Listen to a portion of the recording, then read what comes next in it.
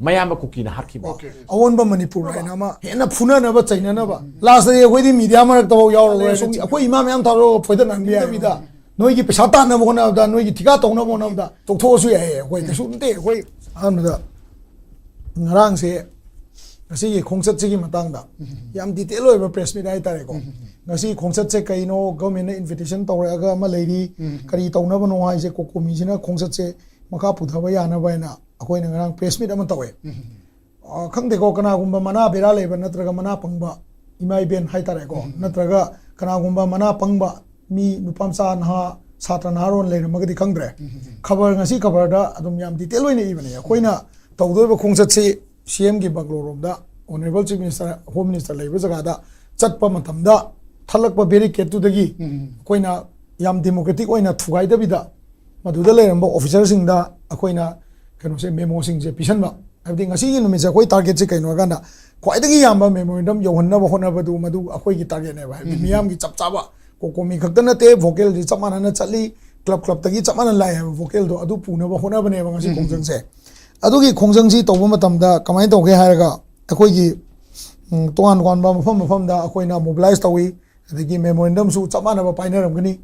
club sing je ko chamana ba memorandum ma draft tawa akoi na yen bane ba mayam sida ko chamana na tawi aduga ngasai gi ngasi gi numi sida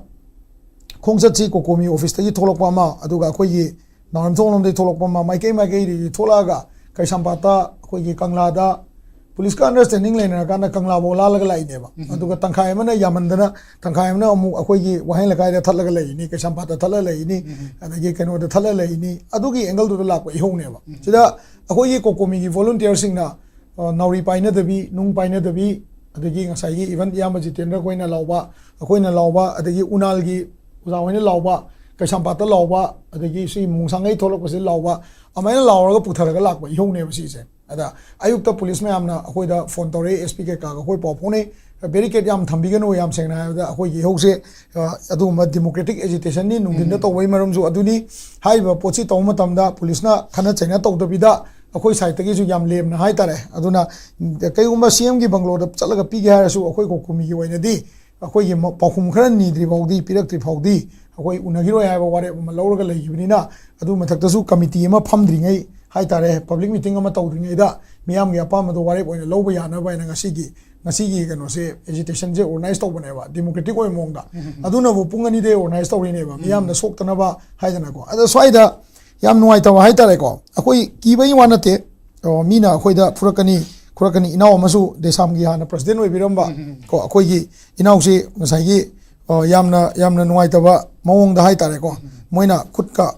kayani akoi gi keno torok khut tharak pagi mawam lai ko akoi gi keno se somosi hai se ko moina ya mong ta da mong da adigi akoi gi keno gi mong da kayani akoi gi atopa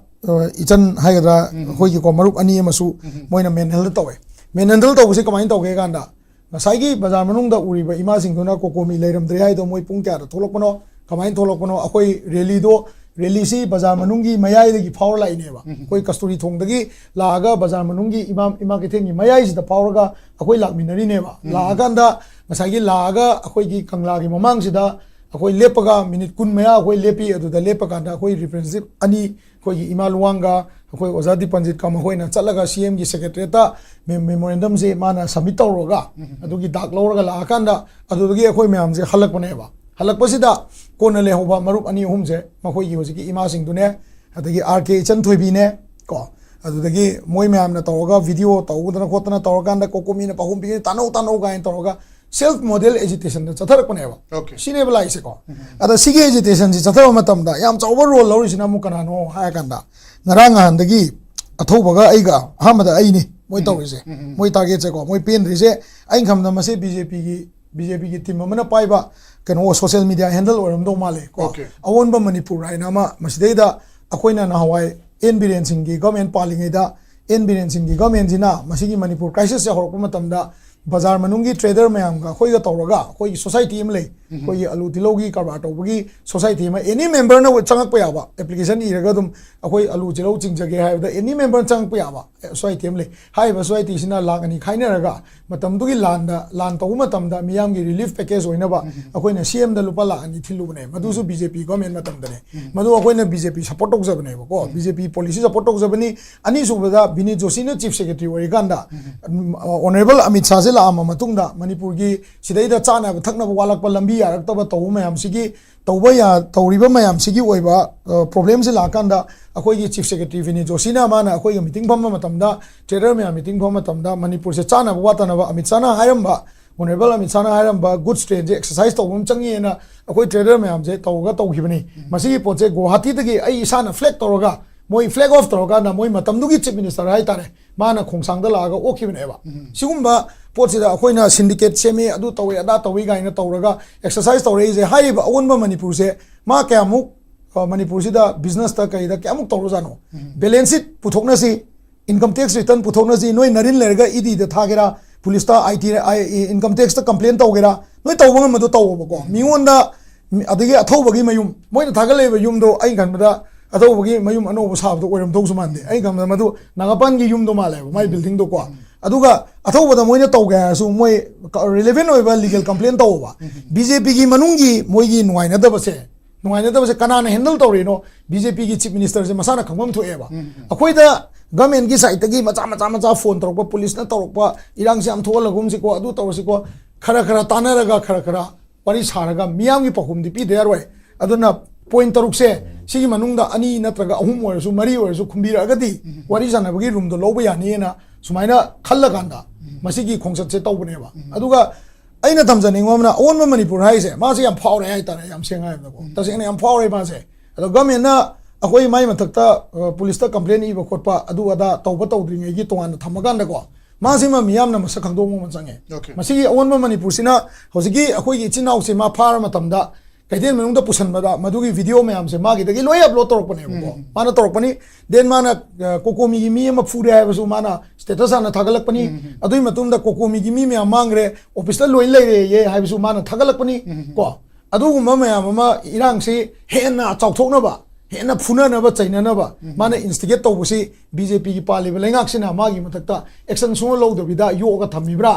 मा मोइगी खेमजानगा बिरेनगा की नुवाइनदबदु नत्रगा BJP मनुंगी मोय फमुनवा अदु अदादो अखोई CSO ददि mummy तान बिरकनो अखोई हाइसनि को पैसा the तौनसे हाइगना अखोइना पैसा ताली खोले जे सीएसओ से नीरे जागदम नते बखोइ जको अखोई इसा की बिजनेस लेवल अखोई इसा से इनकम टैक्स रिटर्न अखोई इसा की बैंक की लोन मैम लेरिने बको सिगी मैम मरक सिदा मियाम की होग से अखोइना पुथरिने बा अइना हाइजनिंग बा मनको बाजार की इमाई बेंजिंग दुसु वरी साननिंगदी कोकोमी द लापिरो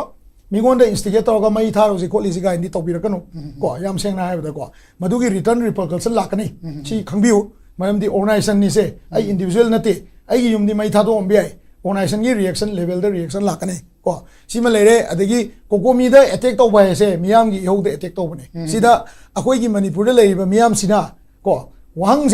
पावंग हंग बसे मियाम द हेक्ता फारा पुल्लगा तौदना गोतना तौगा अदमाइन तौगदम नतेबको कोकोमी की मीम त चेंदे अखोई की तौगदो पांडमदो मफम दुदा चलगा मफम दुदा लोइसलगा अखोई हलकपने कोन्ना थोलागा मदुदा मार्क्स ओपन नुपामसा खरा अदगी नुपिमजा सोशल एक्टिविस्ट ने गाइना इन्फ्लुएंसर ने गाइन लेबा अंगांग खरना थोलागा पंगतौदा तौरगा लेबा की होगसे ममाई लेबे हागदम नते सीएम मसामंगना हाइरे इदुने सी मनुंगसिदा तौबा याबा खुंबे यादबा जगह अदगी हाइबे याबा मतम चंगबा पोट याउरिना अदो मोइना पामीदुदी ngसाइगी होगदुदा कोकोमी की दिरेन जिने अखोई म्यामने लोइना लेपा कांदा अखोई थांग यानरसी पुलिस का फुनरसी ना हाइबनेबा मोइसिदी को अदो तादी अवोन मणिपुर हाइबा पेज से मसिगी पेज सिगा बीजेपी की कनागा पुल्लगा अखोई की इरांग से कंटिन्यू तौनब होनरी नो हाइबसे बीजेपी की पालिबा चीफ मिनिस्टर होम मिनिस्टर से सिन थिथोपियोबा अदो नत्रदी मसिगी कॉन्सिक्वेंस हम फत्तबा लाकनेबा को अखोई बुदी चै चागी बियाय अदो अखोई चै चारजु मसी चारजु हयेंग अखोई कंखलकपा मतमददी अखोई न सुदुम थीरगा अखोई थोकपा नमनम तौरकने मतमदा करम बे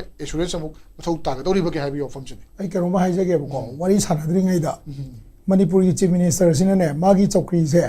मागी मनाक लेब मीना सोशल मीडिया पाएगा थुगाइदगी इंटू दो होनरे से खेमसानजिना हन खंगदमने मरम हाइके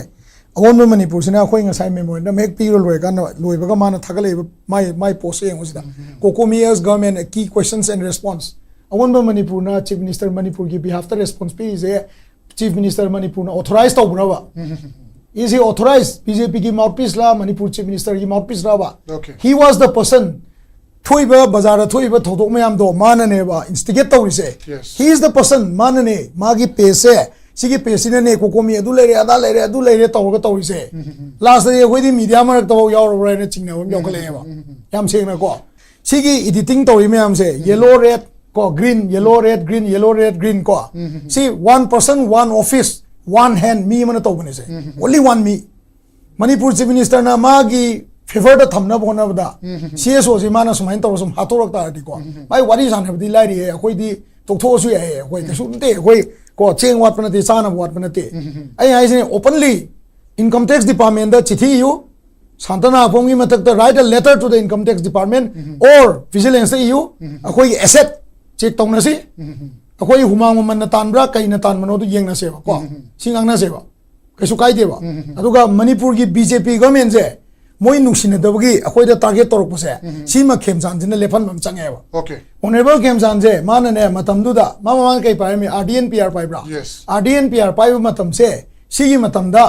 magi cabinet to adu da yeliba cheng mayam ko yel mana sizin gi ba cement mayam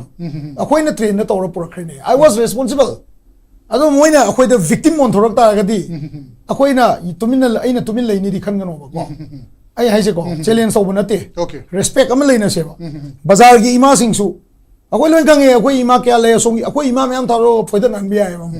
adu tawnaru kan da kari no thok doi se ai haise kai no thok doi se nan dai tawi myam se akoi loi ui ba manipur government na wari sa je di environment je moina favorable oina tham ga dam ne khemjan gi honorable khemjan gi favor da leiba page mayam sina mana CSO do un bai mota they can only explain कि government ना तौरी से कई तौरीनो कमाई तौरीनो CM की will say कई no मियाम का कमाई ना कनेक्ट तौनी तौबे आइबा ngasi ju ai hojik si chokki da phamma ga ko ai request tauge ba final request ma tauge ba on ba manipur ai ba pes sigi mi je thokpi ro akhoi ga wari sana ning ba mi jing do thokpi ro hayeng ayuk tai nung do bo COCOMI office ta leng dan laini ko lao mop tong na di lakano nasa gi live tauge ra kai tauge ra whatever tong na slo kesu kai de akhoi na tauri ba thabak se sidai da akhoi gi asset akhoi na paisa chaba COCOMI gi members sing je loina mak system lay ba ko system lay ba vigilance chithi bi ai tamo ko income tax department da magi RTI taw ai mathak da income tax sahi kya dei thilei mai maming da income tax return kyam lay asset kyam lay go and do it kai mam gi no noina leba ki ho ju thai na na bona da page am semjal laga khemjan support to sar kan da noina kai mam gi no mi gi individual da noina attack tori kai no akoi hujik pau da khemjan biren akoi da ai nan joi jai duni akoi da kashu thedok te khemjan karano biren karano thedok te but we are attacking the policy of the state Delhi the wari sabangam no tau jai bane adu ngam no tau jai du janing da bida noi gi pesa ta na bona da noi gi thika to na bona da natraga akhoi ga government ga wari sana gi tore na aki bele raga nangna gi tare ne si kampu si ga na ki raga akhoi matak da character assassinate to ba akhoi na sem ba I ho da noi na thugai ba da sa gang de kan no video loi le hayeng ang sin na yum da loi la ga akhoi ju noi na akhoi da lak pa ngam mi du mai na akhoi ju moi mi da chalaga wari saru ngam me ba adu gumba leader na te ba khoi ko mayam gi leader ne di khonti gra chani mi ne khra chai ni ha se koi kang me ba na sana chum thok chau na sana sem thok chau ba akhoi na tawri se lan ta ga di we are accountable akhoi accountable we have se akhoi ya ba but mathong ram dang da bida chief minister amaga nangna ba saraga natraga chief minister na thadore ra na bo haini e wan da ai se ko sima tanga na chum thok piro aduga wari sana ba gi favorable environment to di sugum lai tra kan da automatically lakne na sumain tam jage okay chief hojik si yamna doubt oiba pot ama adum lai unified command gi khoi kano si chairman si honorable chief minister na pai bra pai da bra ha pot am lai ado mana budi meeting du kauraga di mana kano do share di lo di adum amur andek di phangre ko khoi dum ui adu sumana adum share lo bani mana kauraga di dum phamba ta bani adugi power ama leiba magi sinaga da bathabak singa da bathabak mayam do di hanagi akhoi security advisor oiba nupa se masina adum pairaga leiba dongna ai tawena khali adum mana kari gumba tawde hai taraga di security advisor se gi role kari no hoji kari role no kayam yamna mana advice tꯧꯕꯗ ꯀꯌꯥꯝ ꯌꯥꯝꯅ ꯃꯇꯦꯡ ꯄꯥꯡꯒꯦ ꯃꯅꯤꯄꯨꯔ ꯒꯃꯦꯟꯠ ꯍꯥꯏꯁꯦ ꯑꯩꯈꯣꯏ ꯍꯪꯕ ꯌꯥꯕ ꯋꯥꯍꯪ ꯑꯃ ꯑꯣꯏ ꯍꯧꯖꯤꯛ ꯌꯦꯡꯁꯤ ꯍꯧꯖꯤꯛꯁꯤꯗ ꯃꯌꯥꯝꯅ ꯍꯧꯖꯤꯛ ꯗꯤꯃꯥꯟ ꯇꯧꯕꯁꯤꯗ ꯀꯣꯀꯣꯃꯤꯒꯤ ꯗꯤꯃꯥꯟꯅꯦꯅ ꯍꯥꯏꯒꯨꯝꯁꯤ ꯁꯤ ꯃꯌꯥꯝꯒꯤ ꯗꯤꯃꯥꯟꯅꯦꯅ ꯍꯥꯏꯁꯦꯕꯀꯣ ꯑꯗꯨꯅ ꯉꯁꯥꯏꯒꯤꯁꯤꯗ ꯃꯥꯅ ꯄꯣꯛꯁ꯭ꯔꯤ ꯋꯥꯔꯁꯤ ꯊꯧꯅꯥ ꯂꯩꯅ ꯂꯦꯞꯍꯟꯅꯕ ꯇꯛꯁꯟꯕ ꯉꯝꯂꯣꯏꯗ꯭ꯔꯥ ꯍꯥꯏ ꯄꯣꯛꯁ꯭ꯔꯤ ꯋꯥꯔ ꯍꯥꯏꯅ ꯃꯥꯅ ꯄꯨꯊꯣꯔꯛꯏꯕ ꯀꯣꯀꯣꯃꯤꯅ ꯄꯨꯊꯣꯔꯛꯏꯁꯤ ꯄꯣꯛꯁ꯭ꯔꯤ ꯋꯥꯔꯁꯤ ꯀꯅꯥꯅ ꯇꯧꯔꯤꯅꯣ ꯃꯅꯤꯄꯨꯔ ꯒꯃꯦꯟꯅꯗꯤ ꯅꯠꯇꯦꯀꯣ ꯃꯥꯅ ꯁꯤꯗ ꯇꯛꯁꯟꯕ ꯉꯝꯃꯣꯏꯗ꯭ꯔꯥ ꯍꯥꯏꯔꯒꯗꯤ ꯇꯛꯁꯟꯗꯣꯏꯁꯤ ꯀꯅꯥꯅꯣ ꯁꯦꯟꯇꯔꯗ ꯅꯠꯇ꯭ꯔꯣ ꯁꯦꯟꯇꯔꯅ ꯃꯅꯤꯄꯨꯔꯗ ꯄꯣꯛꯁ꯭ꯔꯤ ꯋꯥꯔ ꯑꯃ ꯇꯧꯔꯤ ꯗꯦꯟ ꯄꯣꯛꯁ꯭ꯔꯤ ꯋꯥꯔꯁꯤ ꯃꯅꯤꯄꯨꯔ ꯈꯛꯇꯗ ꯅꯠꯇꯅ ꯑꯇꯣꯞꯄꯗꯁꯨ ꯇꯧꯔꯝꯕ ꯌꯥꯏ ꯃꯥꯒꯤ ꯋꯥꯍꯪ ꯃꯌꯥꯝꯁꯤꯅ ꯑꯩꯈꯣꯏ ꯁꯨꯝ ꯎꯕꯩ ꯋꯥꯅꯤꯀꯣ ꯑꯗꯨꯅ ꯄꯣꯛꯁ꯭ꯔꯤ ꯋꯥꯔꯁꯤ ꯃꯕꯨꯡꯉꯣꯟꯅ ꯄꯣꯛꯁ꯭ꯔꯤ ꯋꯥꯔ ꯇꯧꯔꯒ ꯁ꯭ꯋꯥꯏꯗ ꯃꯈꯥꯗ ꯂꯩꯕ ꯃꯤꯅ ꯍꯪꯒꯠꯅ ꯍꯥꯏꯕ ꯍꯥꯏꯁꯦ ꯑꯩ ꯄꯥꯛ ꯉꯝꯗꯧ ꯃꯥꯟꯗꯦ ꯊꯥꯖꯗꯦꯀꯣ ꯑꯩꯅ ꯇꯧꯕ ꯊꯕꯛꯇ ꯅꯪ ꯆꯕꯦꯠ ꯂꯣꯜꯂꯛꯑꯒꯗꯤ ꯅꯪ ꯔꯤꯖꯥꯏꯟ ꯇꯧꯊꯣꯛꯑꯣ ꯑꯗꯨꯅ ꯑꯣꯏꯔꯝꯗꯧ ꯃꯥꯜꯂꯦ ꯃꯔꯛꯇ ꯊꯧꯅꯥ ꯐꯅ ꯍꯥꯏꯕ ꯋꯥꯍꯩ ꯑꯃ ꯇꯥꯛꯄꯛꯏꯁꯤ ꯍꯣꯏ ꯑꯗꯨꯅꯤ ꯑꯗꯨꯝꯕ ꯄꯣꯠ ꯑꯃꯁꯨ ꯈꯔ ꯂꯩꯅꯤꯀꯣ ꯑꯗꯨ ꯑꯣꯏꯇꯥꯔꯒꯗꯤ ꯑꯩꯈꯣꯏꯒꯤ ꯂꯨꯆꯤꯡꯕꯁꯤꯡꯒꯤ ꯊꯧꯅꯥ ꯂꯩꯕꯤꯌꯨ ꯁꯤ ꯂꯩ ꯑꯗꯨꯅ ꯁꯤꯝ ꯂꯩ ꯑꯇꯣꯞꯄ ꯑꯃꯅ ꯑꯃꯨꯛ ꯀꯃꯥꯏꯅ ꯇꯧꯒꯦꯕꯨ ꯑꯩꯈꯣꯏ ꯁꯤꯗ ꯍꯥꯏꯔꯤꯁꯤꯗ ꯃꯩꯇꯩꯗ ꯑꯃꯨꯛ ꯀꯥꯞ ꯀꯣ ꯇꯥꯡꯈꯨꯜꯗ ꯑꯃꯨꯛ ꯀꯥꯞ ꯇꯧꯏꯀꯣꯁꯦ ꯍꯧꯖꯤꯛ ꯊꯦꯡꯅꯔꯤꯅꯤꯀꯣ ꯇꯥꯡꯈꯨꯜꯗꯁꯨ ꯑꯗꯨꯝ ꯀꯥꯞꯄꯤ ꯃꯩꯇꯩꯗꯁꯨ ꯑꯗꯨꯝ ꯀꯥꯞꯄꯤ ꯀꯥꯡꯕꯨ ꯑꯃ ꯂꯩꯔꯤꯕꯀꯣ ꯂꯩꯔꯤꯕꯁꯤ ꯀꯅꯥꯅꯣ ꯑꯗꯨꯅ ꯅꯠꯇ꯭ꯔꯣ ꯇ꯭ꯔꯣꯡꯂꯥꯎꯕꯤ ꯃꯇꯥꯡ ꯑꯃ ꯍꯥꯏꯅꯔꯤꯁꯦ ꯇ꯭ꯔꯣꯡꯂꯥꯎꯕꯤꯒꯤ ꯏꯆꯝ ꯆꯝꯕ ꯑꯉꯥꯡ ꯑꯩꯈꯣꯏ ꯐꯔꯦꯅꯦ ꯑꯩꯈꯣꯏꯕꯨꯗꯤ ꯈꯔ ꯉꯥꯡꯉꯤ ꯏꯁꯩ ꯀꯥꯞꯄꯝꯕꯅꯦ ꯍꯥꯏꯕꯗ ꯃꯥꯅ ꯋꯥ ꯉꯥꯡꯕꯩ ꯀꯥꯞꯄꯝꯕꯅꯦ ꯑꯗꯨꯝ ꯍꯥꯏ ꯌꯥꯔꯦꯕꯀꯣ ꯅꯠꯇ꯭ꯔꯥ ꯑꯉꯥꯡ ꯑꯅꯤꯗꯨꯗꯤ ꯀꯔꯤꯒꯤ ꯕꯣꯝ ꯐꯨꯝꯖꯤꯜꯂ ꯄꯣꯈꯥꯏꯔ ꯍꯥꯜꯍꯜꯂꯤꯅꯣ ꯅꯠꯇ꯭ꯔꯥ ꯕꯣꯝ ꯀꯥꯞꯁꯤꯜꯂꯤꯔ ꯐꯨꯝꯖꯤꯜꯂꯤꯔ ꯑꯩꯈꯣꯏ ꯈꯪꯗꯦꯀꯣ ꯑꯗꯨꯃꯥꯏꯅ ꯇꯧꯔꯒ ꯍꯥꯠꯂꯤ ꯀꯔꯤꯒꯤ ꯍꯥꯠꯂꯤꯅꯣ ꯅꯠꯇ꯭ꯔꯣ ꯃꯣꯏ ꯃꯔꯥꯟ ꯀꯔꯤ ꯂꯩꯒꯦ ꯑꯗꯨꯗꯤ ꯃꯔꯥꯟ ꯂꯩꯇꯕ ꯃꯤ ꯍꯥꯠꯄꯗꯨꯗꯤ ꯒꯃꯦꯟꯅ ꯄꯨꯊꯣꯛꯄ ꯍꯥꯏꯁꯤ ꯃꯥꯒꯤ ꯃꯊꯧ ꯅꯠꯇ꯭ꯔꯣ ꯃꯥꯒꯤ ꯃꯊꯧꯅꯤ ꯇꯧꯗ ꯌꯥꯗꯕ ꯄꯣꯠ ꯑꯃꯅꯤ ꯑꯗꯨ NIAꯗ ꯁꯤꯟꯅꯔꯦ ꯀꯦꯁꯇꯨ NIAꯗ ꯁꯤꯟꯅꯔꯦ ꯑꯗꯣ NIAꯗ ꯁꯤꯟꯅꯕꯗ ꯉꯁꯤꯁꯨ ꯃꯐꯝꯗꯨ ꯚꯤꯖꯤꯠ ꯇꯧꯏ ꯅꯠꯇ꯭ꯔꯥ ꯇꯧꯈꯤꯅꯤ ꯌꯥꯝ ꯇꯧꯈꯤꯅꯤ ꯑꯩꯈꯣꯏꯒꯤ ꯀ꯭ꯔꯥꯏꯝ ꯁꯤꯟ ꯃꯌꯥꯝ ꯑꯃ ꯁꯥꯔꯛꯀꯗꯕ ꯋꯥꯠꯂꯤꯕꯀꯣ ꯌꯥꯝ ꯅꯩꯅꯈꯤꯅꯤ ꯁꯤ ꯄꯣꯠꯁꯤꯃ ꯑꯩꯈꯣꯏ ꯈꯪꯉꯤ ꯇꯧꯔꯛꯈꯤꯅꯤ ꯃꯊꯪ ꯂꯥꯛꯈꯤꯅꯦꯕ ꯈꯪꯉꯤ ꯑꯗꯨꯒ ꯁꯤꯒꯤ ꯄꯣꯠꯁꯤꯗ ꯑꯩꯈꯣꯏꯅ ꯉꯁꯤꯃꯛ ꯍꯌꯦꯡꯃꯛ ꯍꯦꯛꯇ ꯑꯁꯤꯕ ꯍꯥꯠꯂꯤꯕ ꯃꯤꯁꯤꯡꯗꯨ ꯁꯤꯅ ꯇꯧꯕꯅꯦꯅ ꯄꯨꯊꯣꯛꯄꯗꯨꯗꯤ ꯑꯩꯈꯣꯏꯁꯨ ꯄꯥꯛ ꯉꯝꯗꯧ ꯃꯥꯟꯗꯦ ꯄꯣꯠꯁꯤ ꯈꯔ ꯂꯨꯏꯌꯦꯕꯀꯣ ꯂꯨꯏꯁꯤ ꯀꯩꯅꯣ ꯍꯥꯏꯔꯀꯥꯟꯗꯗꯤ ꯉꯁꯥꯏꯒꯤ ꯇꯣꯝꯕꯅ ꯆꯥꯎꯕꯅ ꯍꯥꯏꯕ ꯈꯛꯇꯅ ꯌꯥꯗꯦ ꯏꯕꯤꯗꯦꯟꯁ ꯃꯌꯥꯝ ꯑꯃ ꯆꯪꯉꯤ ꯑꯩꯈꯣꯏꯅ ꯋꯥꯈꯜꯗ ꯁꯥꯒꯠꯂꯒ ꯍꯥꯏꯕ ꯌꯥꯗꯦ ꯏꯕꯤꯗꯦꯟꯁ ꯃꯌꯥꯝꯗꯨꯅ ꯌꯣꯝꯃ ꯀꯥꯟꯗꯨꯗ ꯃꯣꯏ ꯁꯤ ꯆꯦꯟꯅꯩꯌꯦꯅ ꯍꯥꯏꯗꯣꯏ ꯅꯠꯇ꯭ꯔꯣ ꯑꯗꯨꯒꯤ ꯄꯣꯠꯇꯨ ꯑꯗꯨ ꯊꯤꯔꯛꯈꯤꯅꯦꯅ ꯈꯜꯂꯤ ꯁꯤ ꯂꯩ ꯑꯗ ꯁꯤ ꯂꯩꯀꯥꯟꯁꯤꯗ ꯃꯌꯥꯝꯅ ꯍꯥꯏꯔꯦ ꯉꯁꯥꯏꯒꯤ ꯑꯩꯈꯣꯏ ꯃꯅꯤꯄꯨꯔꯗ ꯊꯣꯛꯏꯕ ꯊꯧꯗꯣꯛ ꯋꯥꯊꯣꯛ ꯑꯗꯒꯤ ꯗꯦꯟ ꯇꯥꯡꯈꯨꯜꯗ ꯀꯥꯞꯄꯤꯕ ꯃꯌꯥꯝꯁꯤꯡꯁꯤ ꯀꯅꯥꯅꯣ ꯍꯥꯏꯔꯀꯥꯟꯗ ꯁꯁꯄꯦꯟꯁꯟ ꯑꯣꯐ ꯑꯣꯄꯔꯦꯁꯟꯗ ꯇꯧꯔꯤꯕ ꯀꯥꯡꯕꯨꯗꯨꯅꯤ ꯅꯠꯇ꯭ꯔꯥ ꯑꯗꯨꯗꯤ ꯁꯨꯁꯤ ꯑꯦꯕ꯭ꯔꯣꯒꯦꯠ ꯇꯧꯕꯁꯦ ꯃꯅꯤꯄꯨꯔ ꯃꯤꯌꯥꯝꯒꯤ ꯗꯤꯃꯥꯟꯁꯦ ꯀꯨꯏꯔꯦ ꯉꯁꯤ ꯉꯔꯥꯡꯒꯤ ꯋꯥ ꯅꯠꯇꯦꯀꯣ ꯀꯨꯀꯤꯗꯤ ꯌꯥꯎꯗꯦ ꯃꯔꯨꯑꯣꯏꯅ ꯇꯝꯄꯥꯛꯇ ꯂꯩꯕ ꯀꯥꯡꯕꯨꯁꯤꯅꯤꯀꯣ ꯍꯧꯖꯤꯛ ꯑꯃꯨꯛ ꯀꯅꯥꯅ ꯍꯥꯏꯔꯦ ꯑꯃꯨꯛ ꯅꯥꯒꯥꯁꯨ ꯍꯥꯏꯔꯦꯀꯣ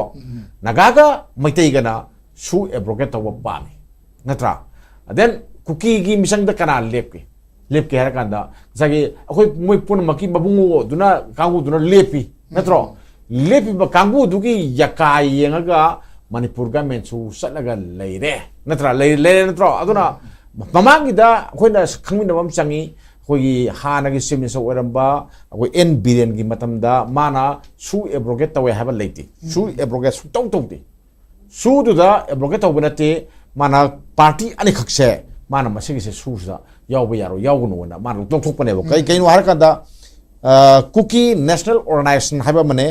ꯌꯨꯅꯥꯏꯇꯦꯗ ꯄꯤꯄꯜꯁ ꯐ꯭ꯔꯟ ꯍꯥꯏꯕ ꯑꯃꯅꯦ ꯁꯤꯒꯤ ꯑꯅꯤꯁꯦ ꯃꯥꯅ ꯃꯁꯤ ꯇꯥꯔꯒꯦꯠ ꯇꯧꯋꯦ ꯀꯔꯤꯅꯣ ꯍꯥꯏꯔꯒ ꯀꯨꯀꯤ ꯅꯥꯔꯀꯣ ꯇꯦꯔꯣꯔꯤꯁꯀꯤ ꯀꯩꯅꯣꯗ ꯃꯥꯅ ꯇꯥꯔꯒꯦꯠ ꯇꯧꯔꯒ ꯃꯗꯨꯝꯗꯤ ꯂꯧꯊꯣꯛꯏ ꯑꯗꯣ ꯃꯥꯅ ꯂꯧꯊꯣꯛꯆꯔꯝꯕꯩ ꯋꯥꯅꯤ ꯑꯗꯨ ꯏꯟꯗꯤꯌꯥ ꯒꯃꯦꯟꯅ ꯃꯋꯥ ꯂꯧꯕꯤꯗꯦ ꯅꯠꯇ꯭ꯔꯣ ꯃꯋꯥ ꯂꯧꯕꯤꯗꯦ ꯃꯥꯅ ꯄꯥꯝꯃꯤ ꯃꯥꯅ ꯈꯪꯕ ꯈꯔ ꯂꯩꯔꯝꯒꯅꯤ ꯃꯥꯅ ꯈꯪꯉꯤꯕ ꯄꯣꯠꯇꯣ ꯁꯦꯟꯇꯔꯅ ꯃꯋꯥ ꯂꯧꯕꯤꯗꯦ ꯅꯠꯇ꯭ꯔꯥ ꯑꯗꯨꯅꯅꯤ ꯑꯩꯈꯣꯏꯅ ꯀꯨꯀꯤꯒꯤ ꯈꯨꯠꯂꯥꯏ ꯄꯥꯏꯕ ꯀꯥꯡꯕꯨ ꯈꯔꯗꯤ ꯄꯣꯛꯁ꯭ꯔꯤ ꯋꯥꯔ ꯑꯣꯏꯅ ꯏꯟꯗꯤꯌꯥ ꯒꯃꯦꯟꯅ ꯁꯤꯟꯅꯩ ꯅꯠꯇ꯭ꯔꯥ ꯏꯟꯗꯤꯌా ꯒꯃꯦꯟꯅ ꯁꯤꯟꯅꯩꯅ ꯍꯥꯏꯔꯤꯁꯦ ꯃꯁꯤ ꯑꯣꯄꯟ ꯁꯦꯀ꯭ꯔꯦꯠ ꯑꯣꯏ